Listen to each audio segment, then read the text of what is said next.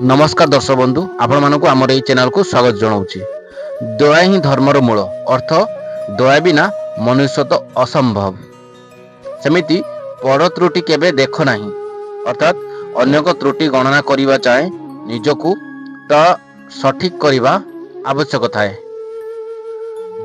असत्य रास्ता लंबा किंतु सफल नुहे अर्थात सत्य और नीति रे अटल थिले ही अत्यंत सफलता मिली थाए।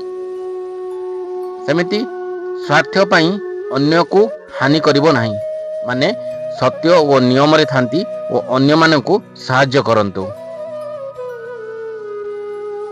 जीवन हेउची शिक्षार अक्षय पठ माने प्रतिदिनर अभिज्ञता आमको नुआ शिक्षा देउथाय।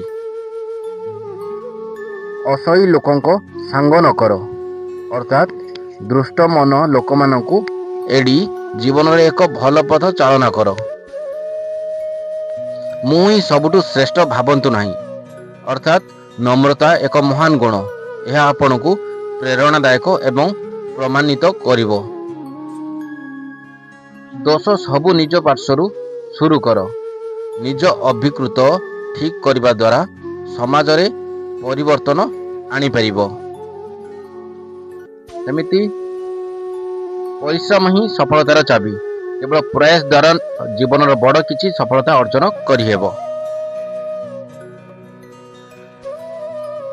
जानतु कि ताहा भाग कर जेतेबेले आपण जानिबे ताहा अन्य मानक सहित बांटिले सेमानक पाखरे ज्ञान बढ़िबो।